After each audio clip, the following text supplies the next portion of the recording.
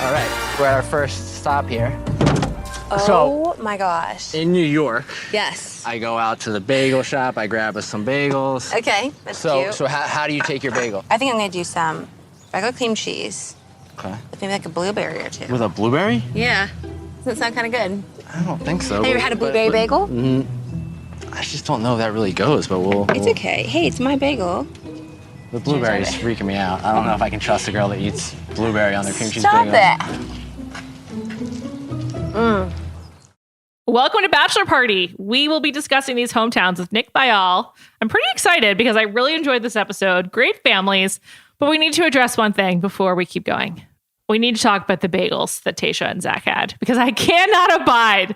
This is the purest California bullshit I've ever seen to think that a blueberry bagel is normal. A blueberry bagel is not normal. That is not a standard flavor. It's not even a flavor profile that should exist. I really, really appreciated Zac's skepticism.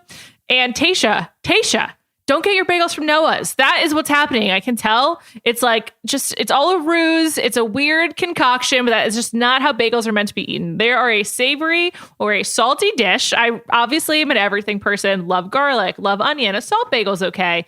Even cinnamon raisin, I think, is like on the edge of what's permissible, but it's not a blueberry bagel. I'm sorry. That is just straight up bullshit. That was way more offensive to me than the gross pizza, whatever. Gross pizza happens everywhere. But this is like a real problem in California. This like confusion about what a bagel is and should taste like.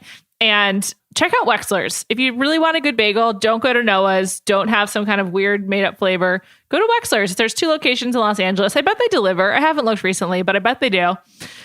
And just educate yourself on what a bagel should be. And with that, let's batch.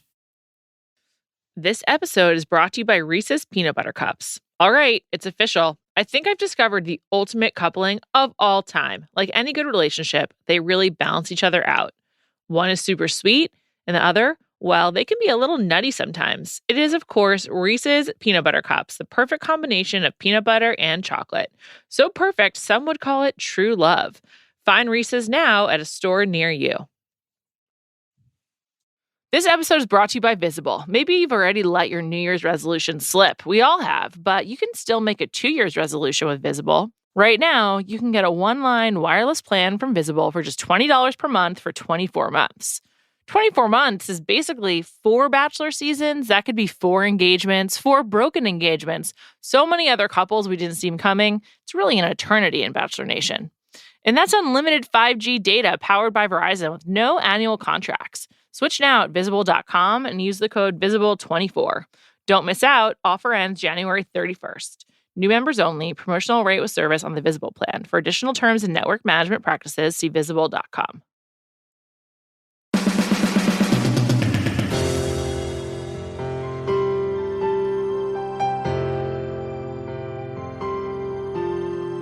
Welcome to Bachelor Party. It's hometowns, kind of. I'm joined by my hometown hero, someone who I'd love to meet my potential husband on The Bachelorette, Nick Viall. Hi, Nick. Hi, what an intro. If Ben can have Antonia from Top Chef, I can have Nick from The Bachelor. Wait, is she from Top Chef? Yes! Not only is she from Top Chef, she's like in the Top Chef system. She's been on other Food Network shows. It's come to my attention that Ben is like deeply embedded in like the LA Top Chef alumni community, apparently. And I'm very confused. I love it, but I'm confused. Yeah, I know. I don't want to jump ahead, but it was just weird that it was like a first name only person. I did not know her relation to Top Chef, but what I was confused about is like, who is this person? Why is she here? There was no context provided. Was it her sister's friend, cousin, lover, wife, girlfriend? I don't know. Like I don't know either. It was one of many questions surrounding Ben's date. Where's his family? There's no mention of his parents. I actually wanted to go backwards. I wanted to go Ben, Ivan, Zac, Brendo in that order. So it's your show. Thank you. Thank you so much. I just want to say up top, shout out to the nieces. I loved both of them. Kalani and Aaliyah, you both were wonderful and brought some real joy to this episode. Loved the moms. Absolutely love Mrs. Clark and love Mrs. Hall. Mrs. Hall being like, so what does she see in you? Or just basically being like, why are you here? It was amazing. We'll get to all of that. Just there was a lot to love. That said, a lot of questions coming out of Ben's date. What would you say was sort of your now that Ben Smith is off the show, what's your Ben summary? My Ben's summary of Ben, the character in general? Ben, the experience, yeah. It was complex. It really was. Obviously, both Ben and Zac shared arguably the most personal stories that we've ever seen on the show. And I say that recognizing that I've only been watching this show for 6 years, so I guess it's possible. But that was deeply personal, specific to Ben when he talked about actual suicide attempts, not suicidal thoughts or depression, but actual attempts. And I've even talked on the Viall Files that had guests on.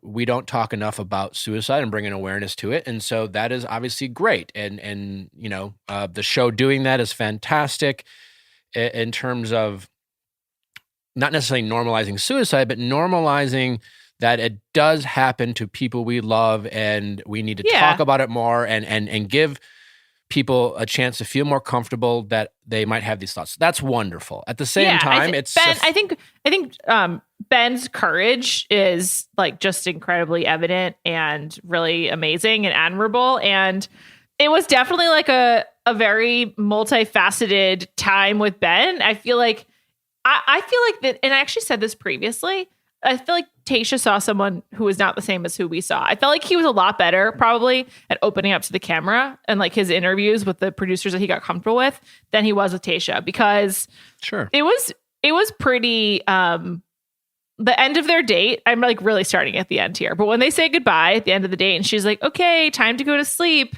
It really reminded me of like an awkward date where like no one really knows what to do. Like you don't know if you should make a move, the guy doesn't know. And so you just sort of like both end up unsatisfied and you're just sort of like, and then feeling bad. I feel like ultimately in that situation, you feel bad because you feel like in some weird way rejected, even if you had like a really nice time. And I feel like that's kind of what happened. Yeah, it's possible. I personally think, since we are going backwards, I'm just going to say it. I will be shocked if we don't see Ben again before the end of the season. Oh, interesting. How did you consider that? And I say this being the most spoiled free that I have ever been. I truly don't know. Me too. And the sense that I'm loving it. When Ben went home, I was shocked. Me too. Shocked. I gasped and I cheered because I love Brendan. And I don't remember. Yeah, I don't remember the last time that I felt in a kind of an innocence of watching the show. And it's so nice not to be spoiled. So. But it just would make the show does not leave things unanswered. The Ben's parting line was, "I know I still love her. I wanted to say it to her." I mean, come on, Ben isn't home. Ben drove around the block a few times and went back to the room that he's been staying in the whole time. So and usually the last four is often, regardless of a pandemic, is kind of quarantined until the show's done recording. So. Right.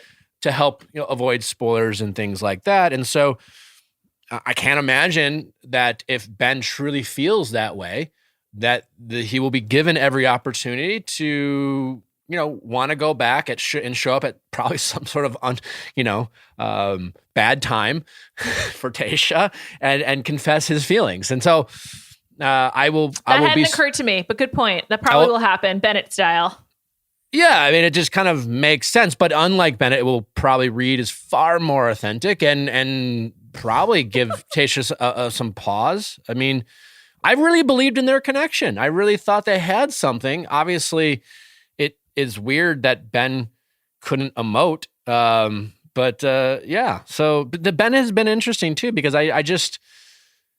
Is Ben there, from the show standpoint, is it about Ben's love story? Is it about Ben's emotional and mental challenges that he's been willing to share? And I hope for Ben's sake, he's healthy and okay. Me too. Listen, it's a fair question, and I'll say this, and you don't have to say this, but I'll say this as someone who knows that world and knows what it likes to have the show affect their mental health, because it affects all of us. And listen, it's a fair question of, was it safe to put Ben on that show? I hope so. I trust, overall, I do.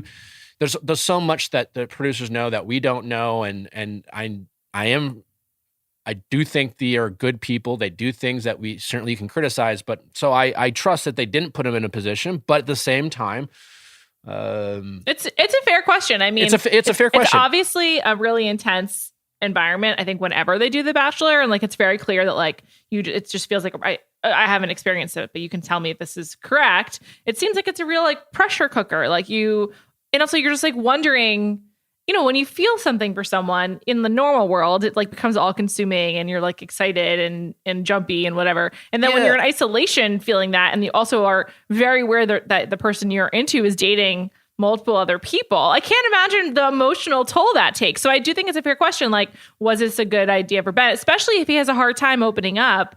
And, he even kind of needed to talk through with his friend Antonia from Top Chef if he loved her or not. So I think it's a fair question. And I, send him the best. And really, we didn't even mention how he talked about his eating disorder. Like, sharing all of that is a big deal. I'm not worried about Ben in the short term at all, right? I actually messaged him just out of, hey, and I think a lot of people did.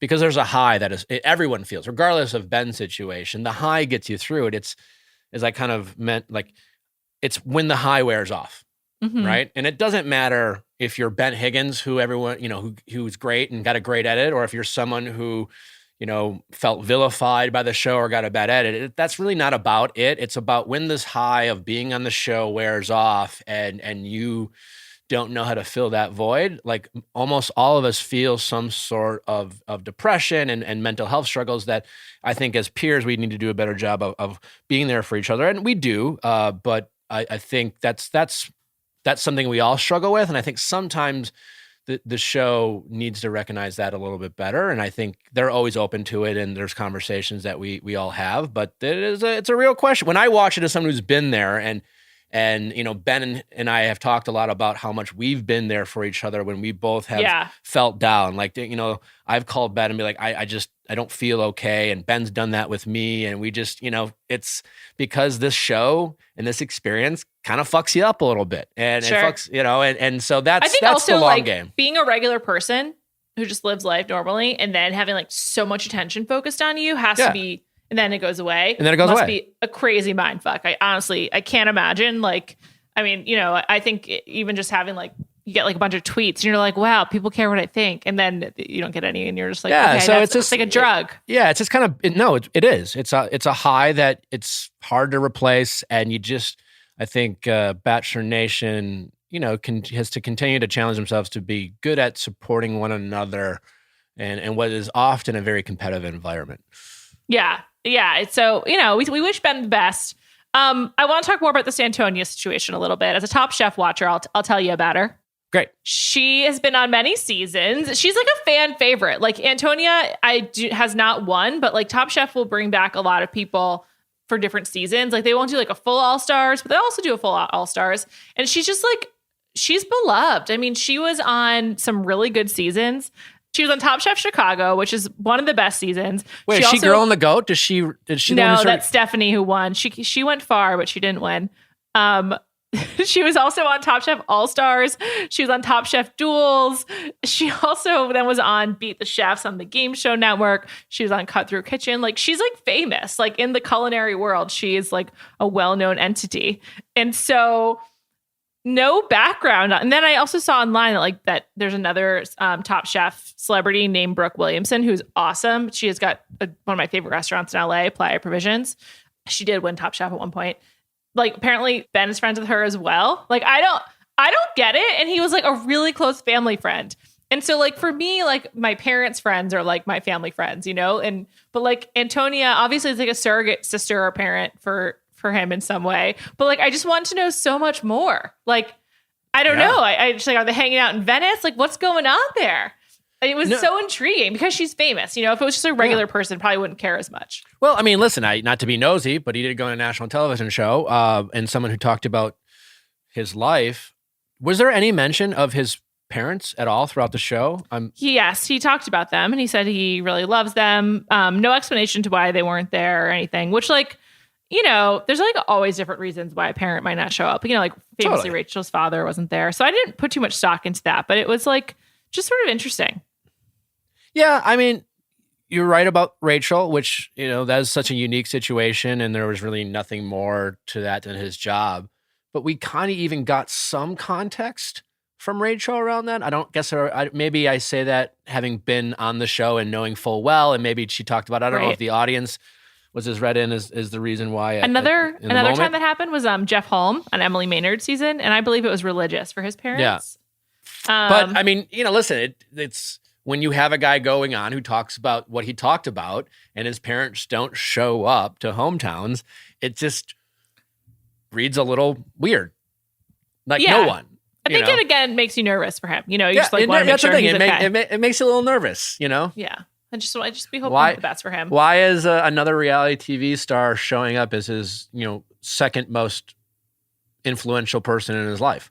Apparently she's all over his Instagram. Like apparently, this my colleague Mallory Rubin told me. Like apparently they are like really close. I don't doubt that. I don't doubt the sincerity. Like you, it's just like, it's interesting. I want to know more. Yeah. Tell us more, Ben. Yeah. What did you think? First of all, just overall, what did you think of these La Quinta hometown dates, like of them coming up with something to do? I thought they were very sweet. I think they made the most of what they did, both the men and the producers of the show. I mean, it's obviously really challenging. I mentioned this on my podcast with Justin Long, plug for it's also out today. And so Justin Long came back. Wow, two-timer. He completed the hat trick because he was on for the Ask Nick as well. So he's on twice. Oh my God. It's a full hat trick. Wow. Are you best friends with Justin Long? I so want to be. We have a really good chemistry on the podcast together. Cute. And he's in the East Coast, but I've been low-key kind of asking him to be friends without saying, will you be my best friend? What's your move? Like, how do you extend that olive branch? I just, hey, let me know when you're here and just kind of keep putting it there. And I've been there, man. I think I've done it with you. Let me know if you want to get a drink. I just feel like him and I have such a good chemistry on the show. I can only assume that's going to like translate to life. And I think we have kind of similar dating histories and insecurities and things like that. It's I wish you the best. I hope that works out for you. I'm glowing. I hope you hope are. You're like bashful. You're just like, oh, I hope he texts me back. Yeah. And all right. So anyway, so I from a personal standpoint, I felt for those guys because I will never forget what it was like to fly into Milwaukee on Andy season and just such a surreal, euphoric feeling of bringing the show to your hometown. It was so wild and so neat. And, listen, that's just for me, that was a really cool thing that I hope the people who do make it to hometowns, like have that same excitement that I had. And so that was kind of a bummer I felt for them. That's just a personal thing. At the same time, they made the most of it. It was, sweet and genuine. And it was, I will say, and I think to Justin's point, it made it more on the flip side. The benefit of it is I think it emphasized even more, and probably and rightfully so, the time with the family. That it wasn't now where they lived and some like thing about Milwaukee and sausages and cheese, but it was really just about there's a lot of sweet moments this episode with the family. I agree. I thought it was very sweet. I also thought that I don't know. I wonder which order they were filmed. I think the Venice, like Ben's Venice setup was like the least fun to me. Like when he's like, and then the beach, and then they show the pool. It's just like, okay, it's so boring, but sure, whatever. It was just, that was the least good date. But that man just seems to really like a conveyance. They did the scooters together. They did this rollerblading. Could you rollerblade? I was thinking about this. I was really into rollerblading in like 7th grade. I forgot. Who am I asking? Yeah. I mean, listen, I've rollerbladed. I'm good at rollerblading. I'm good at roller skating. I do think it was, I think they should have roller skated if they wanted to be more authentic to Venice, but it is a little easier to rollerblade for the layman. And so, interesting. She looked a little shaky, but I was thinking, like, could I do this? I used to do this, but rollerblading is easier than roller skating. Really? Why is that? It's easier to stop and control yourself. Oh. It's like hockey skates are easier than figure skates, right. And they're like there's like more of like a the toe pick is kind of like the toe stop kind of thing. Mm-hmm. It's okay. Just thinking about the great skating movie, The Cutting Edge. That'd be a good one to watch this holiday season. Yeah. Have you seen that? I have, very much so. In the 5th grade, it was like a movie. Wonderful movie. Just an absolute stunner. Just a real delight, yeah. Let's move on. Ben, be well. We wish you the best. Next, Ivan. I mean, I don't think Tayshia's picking Ivan, and I want to be clear. Not a chance. Yeah. I want to be clear. Ivan would be a wonderful bachelor. Just absolutely wonderful. I know we've got a long ways to go, but I just want to throw it out there. I also loved his family, and I'm really just loving Ivan. There was so much here. I agree. I mean, listen, we don't really know Matt James, right? We don't. Mm-hmm. I mean, I've met him a couple times. You have? You're so lucky. I have not. You've never met him? No. No. I hope to one day. I hear dreamy man. He's very different than Tyler, is what I hear from people who did. It's like that doesn't mean anything other than you just assume him and Tyler are the same person. Yeah. And I hear they're very different, but that doesn't mean they can't be best friends. I'm curious to see how much Matt has to say about himself or love or interesting. His storyline sounds like it's going to be like the fact he's never said I love you, which is fascinating, but. In a show about I love, don't find that fascinating personally, but I'm like, okay, sure. Well, they'll make it a thing. Yeah, they'll make it a thing. I agree with you. I think that's kind of like not an ideal thing when for a bachelor. So we'll see how it is. Ivan, to your point, has so thoughtful and has so much to say, eloquent. and just thought provoking. Like he thinks about things and then he says it. And as I agree with you, as a bachelor or a bachelorette or whoever your lead is, like. That's a really important thing, or it's a nice to have thing. And you're right. I think, I mean, Ivan would be great. I loved it. Here, let's just hit some Ivan highlights. Let's start with his brother. I mean, what an incredibly touching thing to witness. I feel like lucky. I'm like, Ivan, thank you for allowing us to understand a little bit your family and to see you all together. I also thought it was like a really cool moment that Tayshia saw his brother Gabe walk in before Ivan did. So she was able to like point it out to him. And then we got to see just joy take over his face. It was so beautiful. Yeah. I also think Gabe's story is just so moving. And also again, similar to how he said with Zac and Ben, it's pretty amazing how they've shared their stories with them. But I also just think stories about incarceration are not really told on network television in this way very frequently. And I think it's a really important thing to discuss, and just really, really cool that they've shared this story with us. Yeah, I mean, listen, it grows to a deeper issue. Obviously, we've talked about these things this year. Sometimes people, from an incarceration standpoint, we lump everyone into a group like, if you've been to jail, that means you write people off. I mean, it's not right. It's not right. It made me want to sit down with his brother and ask him a bunch of questions about his life, and that was really interesting and fascinating, and it was a really sweet moment. And yeah, it was so cool to see his brother and Ivan kind of talk about how, well, it's like I've learned so much for you, and vice versa. But they both saw the value in each other and expressed that. And what a neat moment we don't get to see. Moment. Yeah, I honestly, it's thank you for sharing that with us, family. Also loved Ivan's mother, and I love Ivan's relationship with his mother. Their sit down conversation was one of the highlights of the episode, which I really quite liked. Actually, brief pause.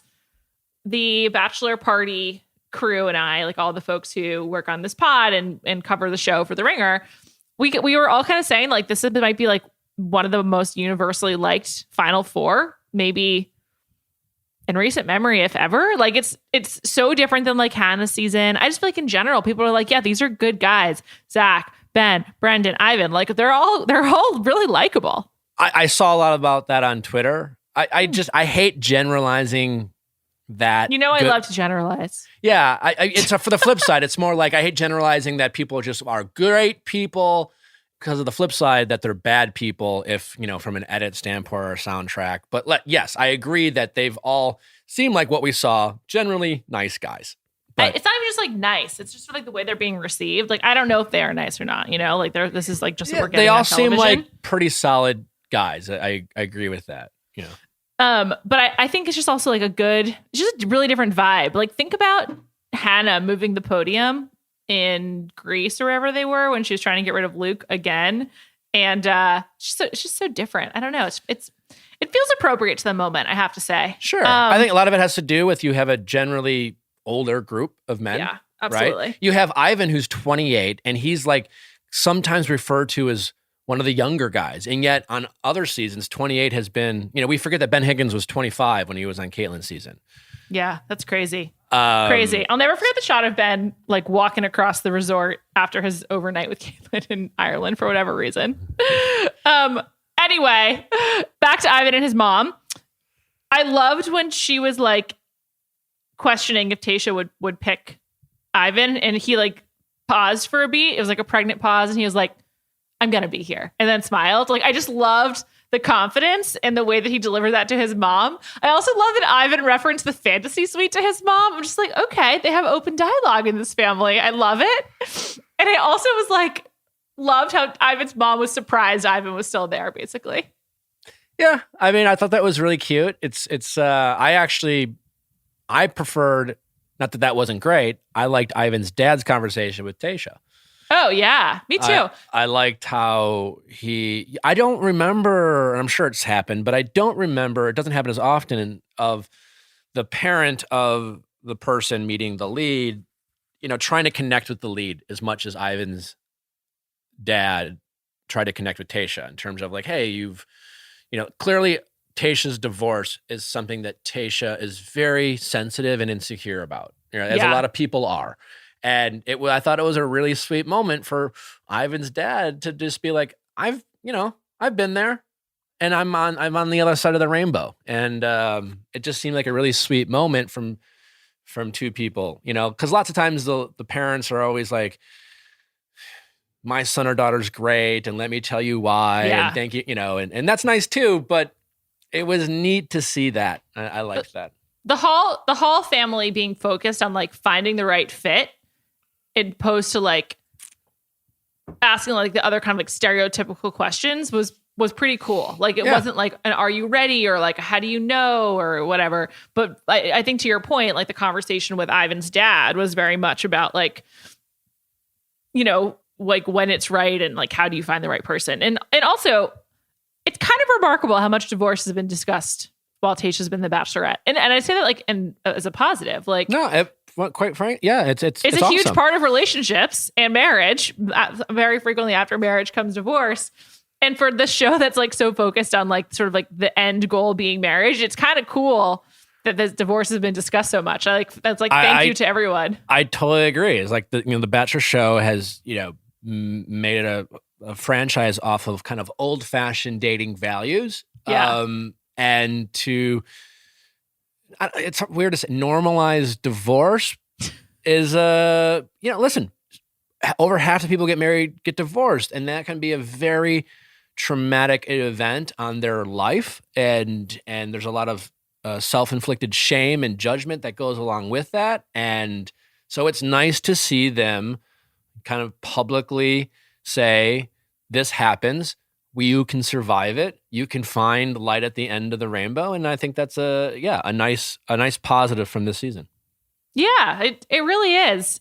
Also, the video from Kehlani. So the kind of the crux of the day part of the date that Ivan planned was cooking a Filipino meal, and nothing to say, but loved it. Just good times. Also cooking, like enjoyable activity. Great to get his niece involved. Cool to have Filipino culture involved. I don't know. It's literally all great. I just can't get enough of Ivan. There's no way Tayshia's picking him. She clearly enjoys hanging out with him. He seems like a fun hang, right? I think she totally respects him. I think she likes him. I definitely don't think she's going to pick Ivan. And I think Ivan is as eligible as a bachelor as you can find. Yeah, I totally agree. I have a question for you. Lauren and I were discussing this yesterday. Does the next Bachelor, post Matt James, have to go to Paradise to remain relevant if they're not coming out of the subsequent Bachelorette season? Or could Ivan do it without having to go to Paradise? Well, I think most likely the next Bachelor will come from the next Bachelorette season. That can always change. Ben, all the guys in this top four are options, right? Mm-hmm. Because they're, whoever doesn't end up with Tayshia, and then maybe Tayshia and that person that they pick don't work out, so they're all options. But from a relevancy standpoint, yeah, most likely, but more likely is they'll just go back to the old fashioned playbook of picking someone from Matt James' season. The only caveat to that is that how old's Matt? I think Matt is same age as Tyler, so 27. More importantly, a lot of Matt's women are younger, right? Yeah. which There's is a lot back to the 23 to like 25. I think, 28 we've gotten range. older. I think it's going to be fun to get back to some more silly drama with a younger audience. But so then there's a good chance we'll have a younger bachelorette. And you know what I'm saying? So like the question is, what age do they want to go? So they'll have certainly more options. I just think it's far more likely in general that they'll find the next bachelor from the next season. But yeah. Well, that's what I think. So, Ivan, you're so great. I'm not going to enjoy going back down in age, just personally. I've just really enjoyed all of these people with more life experience. To your specific question, though, if they were to pick one of these guys, yes, I think it improves their chances if they end up on the beach. It's so hard for me to see Ivan in paradise. I'm sure he would flourish. I feel like Ivan flourishes at everything that he does, as far as I can tell. But like, I just feel like I just like a lot of these people too much. I'm just like, please don't go to paradise. I don't think you need to. Here's why Ivan probably won't be the next bachelor, just considering what you're talking about. Someone will start dating Ivan. Is what I think. Right? Yeah, that's the thing. He'll be the person who goes to bachelor and falls in love because he's very eligible. He's very earnest about finding love. I think he's a romancer, right? So I can see him, and I think, and so for Ivan needs to be the bachelor by falling in love on the beach and having his heart broken, right? So that's possible. I don't want to hope for that. I just don't see that happening. I just feel like Ivan, I don't know. I just don't see it. I don't know. Ivan is now in the Dr. Joe category. Please don't go to paradise. It's entirely possible, Juliet. While we all love Ivan, we're seeing an edited version of him, and that all I'm saying is, of course, of everyone. Like who knows? This made me like him more when he said to his mom, like, no, I'm going to be here. Like, I can't even like replicate it. I don't have an ounce of that kind of like swagger that he does. And I was like, okay, now I'm really in on Ivan. He's got some. Yeah. Ivan clearly has swagger. I agree with you. And I hate to compare, but we've liked other people, right? On the show. They've gone to paradise and proven not to be as charming as we thought they might be for different reasons. I would still agree with you that I would still lean to put my money on Ivan, that he is as charming as he comes across. Agreed. But who knows? Yeah. I've never been so invested in people not going to paradise. The only other time I felt this way was with Tyler. I was just like, Tyler, don't do it. Why? I don't. Why? I'm so curious. I don't know. About I just feel like it sullies your reputation, except for not for you. What reputation? I guess. I mean, I think it's just people outside of the world. I'm just like. I feel like this season, I'm really talking this through right now, my own psychology. I feel like this season has felt so much, the bubble aspect of it has really come through strongly. And so this feels a lot like an aberration in everyone's life. And like, then and because we're all sort of doing this weird bubble quarantine thing and we're all kind of like waiting for it to be over. I think that I'm seeing this season through a lens of my own like quarantine experience where I'm just like, at some point this is going to end and we're going to go back to doing things more similarly to how we were a year ago. And I think that with all of these guys and Tayshia, I'm just sort of like, okay, this is like cool for right now. You had nothing else to do this summer anyway because of COVID. But like, what about real life? And I guess I just like view it kind of differently. I guess I don't know. I know a lot. I get what you're saying. I hear it from a lot of people. There's always like this hint of like, well, it's beneath you. Tyler's a perfect example. Like, oh, Tyler had this big boom. He dated Gigi for a minute and, but like. Literally a minute. Yeah. But like, if Tyler wants to go on Paradise, I think it's great. If he doesn't want to, that's fine too. But like, and I don't mean this he's currently selling t-shirts of him and Matt James. What is that? Is that better than Paradise or not better? I mean, I think it's fine. There's not like any kind of like scale that I'm trying to establish. Yeah, if Ivan wants to go to Paradise, I'm just like talking it through myself, If Ivan wants to go to Paradise, I don't think it's beneath him.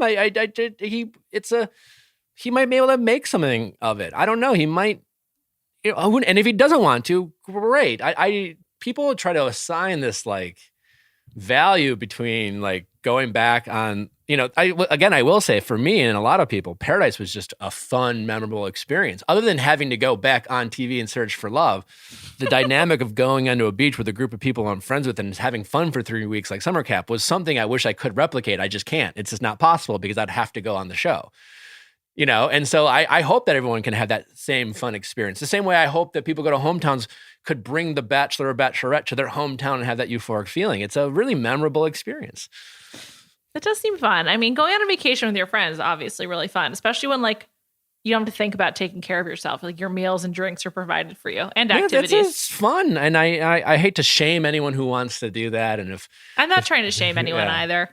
I'm sorry. No, it's okay. And I'm not shaming Tyler for selling t-shirts. I'm just making a comparison and that we like to think of Tyler as above the beach. And I'm just like, what does that even mean? You know? That's a great saying. You think you're above the beach, man, but you are not. No, it's whatever. We always like that. We pick our favorites, right, on the show, and then we decide that this was this one. They all ended up on the Bachelorette. You know what I'm saying? Like, it's like going to a place or a party, and you're like, I can't believe they saw me here. You're like, well, that person's there too. You know, we're all here. We're all here. This episode is brought to you by Visible. Maybe you've already let your New Year's resolution slip. We all have, but you can still make a 2 years resolution with Visible. Right now, you can get a one-line wireless plan from Visible for just $20 per month for 24 months. 24 months is basically 4 Bachelor seasons. That could be 4 engagements, 4 broken engagements, so many other couples we didn't see coming. It's really an eternity in Bachelor Nation. And that's unlimited 5G data powered by Verizon with no annual contracts. Switch now at Visible.com and use the code Visible24. Don't miss out. Offer ends January 31st. New members only. Promotional rate with service on the Visible plan. For additional terms and network management practices, see Visible.com. This episode is brought to you by eBay Authenticity Guarantee. eBay knows that when it comes to jewelry, authenticity is the real gem. When you see the blue check mark that says Authenticity Guarantee, it means your next piece will be carefully inspired by jewelry experts and will always be worth its weight in gold. Whether you're looking to make a statement or build the perfect everyday look, eBay is making sure you get the real deal. With eBay Authenticity Guarantee, you can trust that jaw-dropping piece will always arrive jaw-droppingly real. Ensure your next purchase is the real deal. Visit ebay.com for terms. All right, let's move on. Zac. I was a Zac skeptic for most of this season. I feel very won over by Zac. I feel Zac is, he's the most emotive of the group, so I feel I understand his emotions the most at the moment. And I felt he put the most into planning his date, and I just loved his family. I loved the Clarks, and I love how much Zac loves family. I feel like it really maps with Tayshia, and I'm going to be shocked if she doesn't pick Zac. They just seem to have like a body language together. I mean, after she sent Ben home, then to me it was like she's going to pick Zac. I was convinced that it was between Zac and Ben, and I couldn't decide who. And then she sent Ben home, so it seemed. I agree with you. There just seems like there's a connection there. Can I ask you a question? And it's a question that's come up a couple times on my show. Is do you believe Zac's 6th grade cheating story? I do not. I do not. That seems to be a consensus with everyone. I just assumed that it was true, only to be convinced that maybe it's not. And the biggest question is like, why wouldn't you provide context in the moment? I just thought that whole thing was weird. I think the lie detector thing was really stupid. I'm just like, what was this even detecting? I don't know. The whole thing was really dumb. I mean, again, they're trying to make dates out of nothing. Yeah, out of nothing. Here. Yeah. I was actually like wondering how they've gotten a lot of the different props they've used throughout the season. It was like, how much planning and notice do they have? Like, what kind of PAs do they have sending out into the world to get this shit?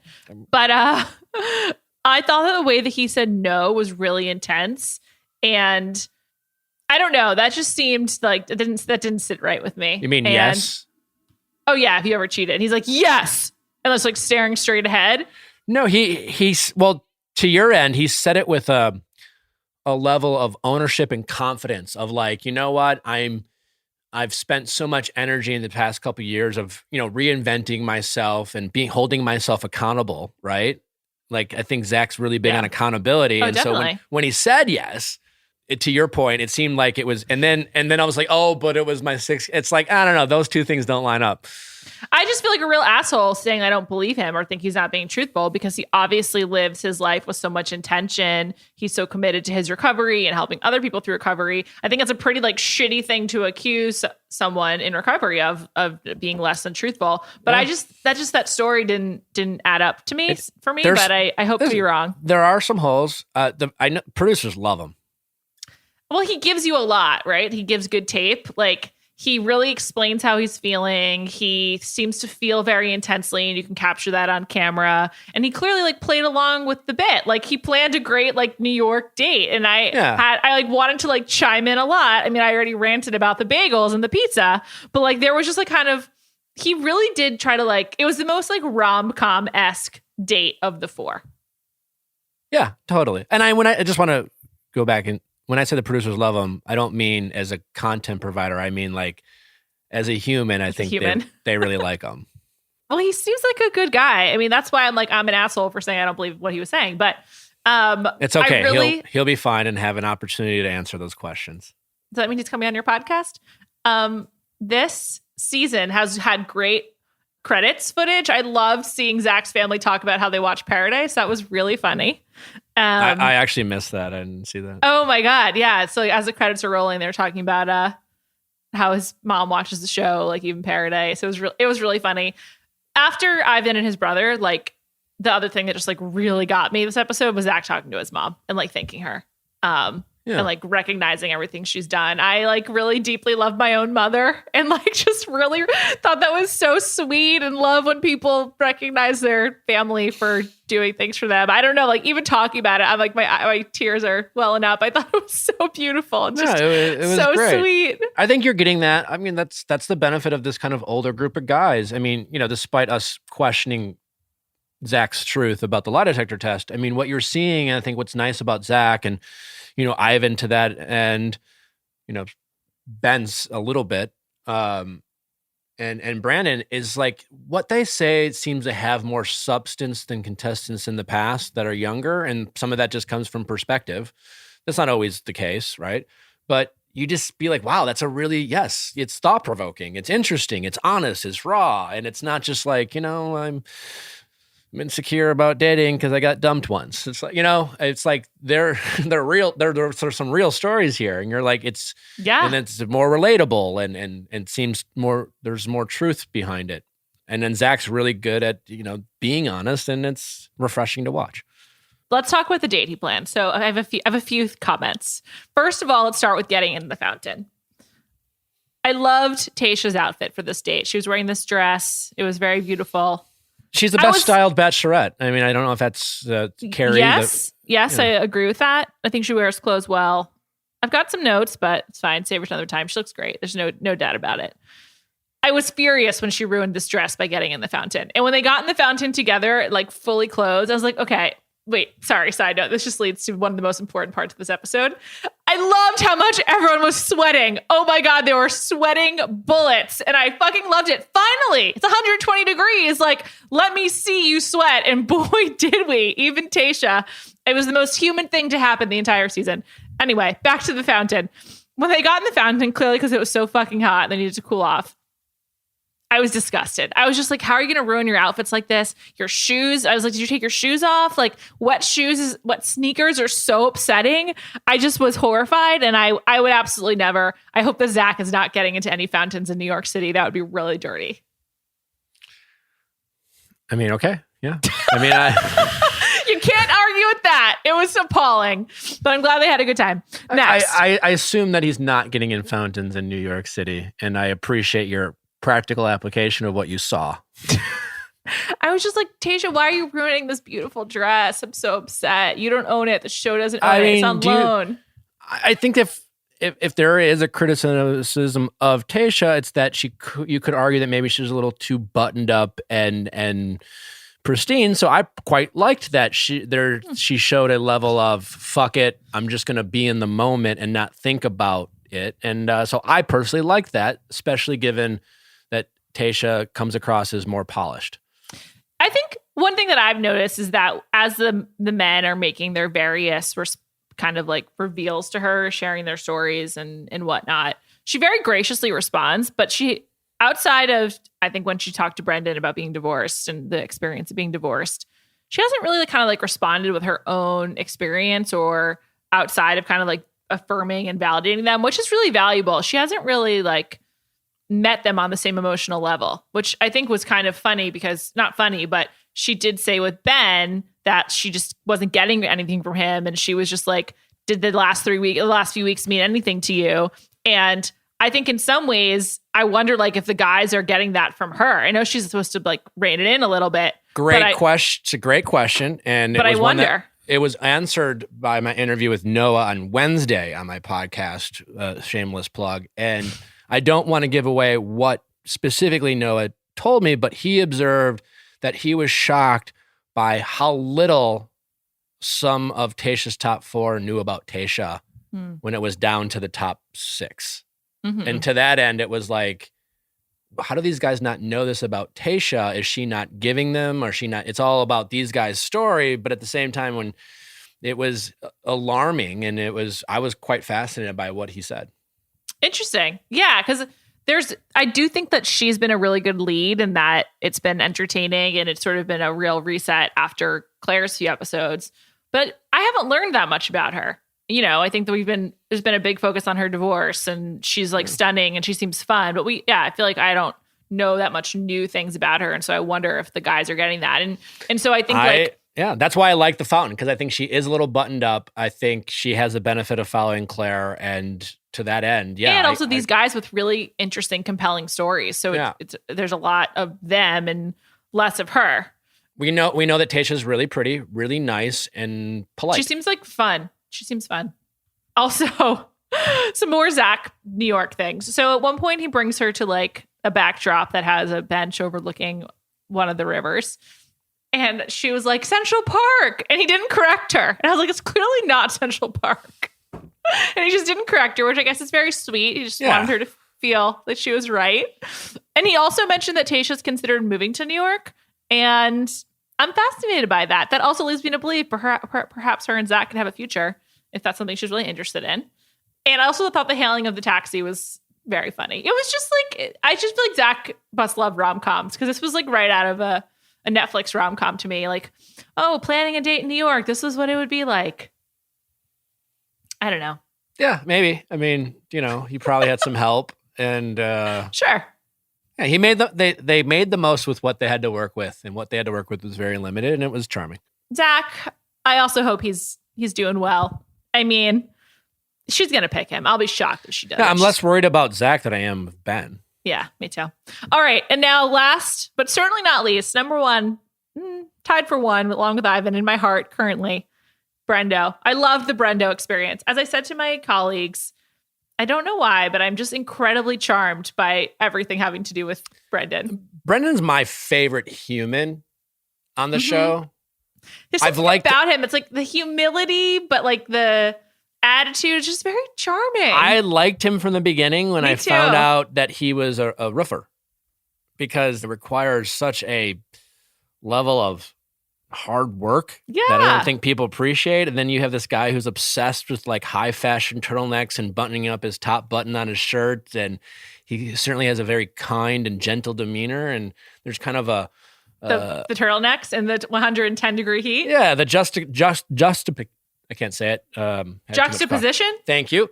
Of being a roofer and having this kind of sweet, kind demeanor has always been kind of fun to watch him shine. And I've always liked him. He's got curly hair. I like guys with curly hair who can wear it well. And I think she's going to pick Zac. I think she'd be better served picking Brandon. And I say that, and I apologize to Tayshia in advance, because nothing irritated me more as the Bachelor than people telling me who they think I should pick because they like someone better. So I apologize, Tayshia, but I also think maybe I could be right, but also I have very limited information. And it's just a take I have. It just seems like Brendo could be friends with Will Hunting and Ben Affleck's character in that movie or something. And then he goes on The Bachelorette. Just these Massachusetts men. I love the dancing with his niece. I thought it was really funny that his niece was on it more than any other family member, essentially. Like, she got to go on the date. like, I guess that sort of happened to you with your sister, right? Yeah, Like, that's she what I'm was- about to say. She was the star of my hometown. She was a star on my season. And, you love a good kind of personable. Precocious 12-year-old. Yeah, Yeah, that 9 to 12-year-old like precociousness who's like, very comfortable with the camera. She hugged Tayshia first before even hugging Brandon. Like that's clearly someone who's just like, she's self-aware of the surroundings and not shy about it. And it's very charming to see Brendan interact with her, and she was great. It was really sweet. And she was like, I hugged her before I hugged my uncle. It was just so adorable. Yeah, no, I loved it. Also, I felt like the most relevant thing in a long time was how they were like learning a TikTok dance. That was so funny to me. I was just like, oh, they're TikTok dancing because she's 12 and that's what she's been doing all summer. That makes total sense. And Brandon's a pretty good dancer. Yes, he is. Brendan definitely like let loose in a really sweet way. Yeah. I have to say, like, again, similar to Zac and Ivan being like, this is my role model, my brother means so much to me, was just really touching. I mean, usually, people talk about their parents all the time in their hometowns, but just something about this hit different. And I think part of it's like COVID. People just have a lot put in perspective. Also, these men have some pretty intense stories, but the way that he just really like admires and thanks his brother was just very sweet. And, I just think the feeling of family felt so much more authentic and genuine in this episode than it often does in the hometowns.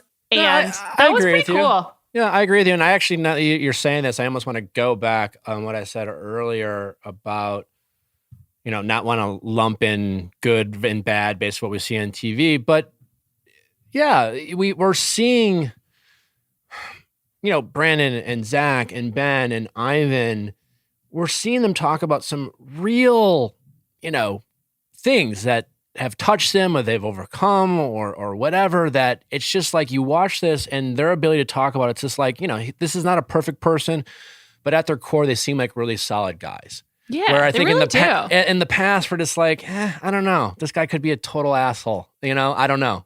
It's hard. Can't TBD.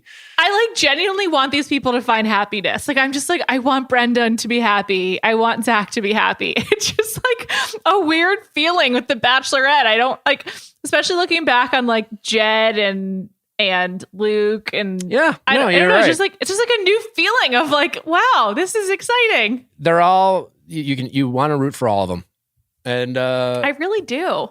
Yeah, I really do. This season has lacked a villain since Claire's left, but it's funny that Claire was the villain. It's true, but it has benefited from this kind of very heartfelt moment, and we should appreciate it because it's not sustainable, and we don't necessarily want it.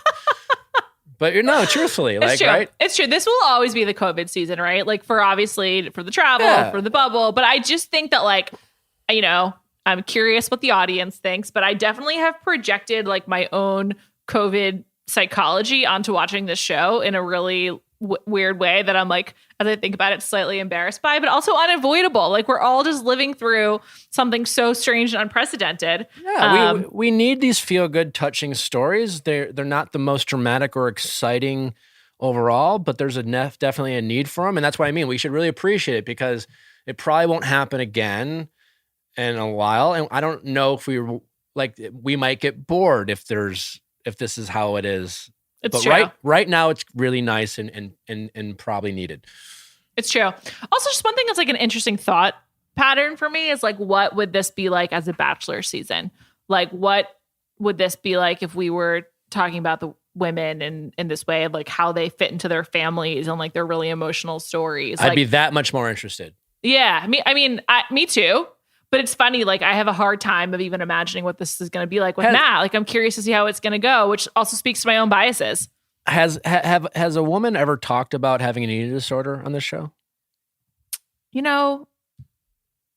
I don't remember, but it's kind of crazy that it hasn't happened, that nothing's like jumping out. Well, talked about, yeah. And so it doesn't mean it hasn't happened, but yeah, of course. I think it was interesting and fascinating and positive that Matt did, because I think that's something that is less normalized than even women's eating disorders. Ben, sorry. But yeah, I mean, it would for the same, I guess what was like, not to belabor a point or labor a point or whatever, but we've gotten unique stories on this season. And in the past, some of these stories haven't been as unique. And it's like one of those weird things. It's just like, Christina from my season, what a powerful story. We certainly don't wish that on anyone. It's not like we want people to have to endure these things so they can like come on The Bachelor or Bachelorette to tell their stories so that we can feel like, we're hearing some real substantive things. But there is a, value of seeing people overcome things. And when you watch it, it gives people hope. But again, like you said, in a COVID time where we often feel hopeless, hope is a powerful thing. And it's nice to see people overcome those things. And I would like to see, I would be interested in on the flip side of it. I don't know what those stories are, but I know. I mean, I guess it's like Matt's season, still very much going to be a COVID season. So I'm excited to find out. That's just also going to be different because we'll be getting to know The Bachelor in a way that we haven't in quite some time, as like, obviously you don't know the leads, but you at least I feel like I do often. So I'm really excited about it. But this was just a great hometowns episode. I was just like, this is great. And good job by everyone for involved. Good television.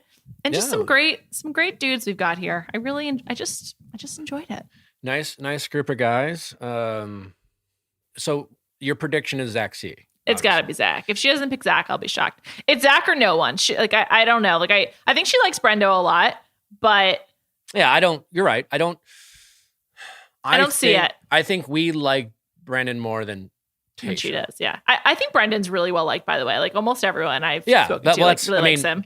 Justin Long's obsessed with him. He is. It was a good 25 minutes of him talking about, to the point where it was like, okay, yeah, no, we got it. You love Brendan. I do too. No, and I good guy. Yeah, he really does, and it's probably just important to say that whoever doesn't end up with Tayshia, probably for the best. Yeah, and whoever ends up with Tayshia, hopefully for the best, right?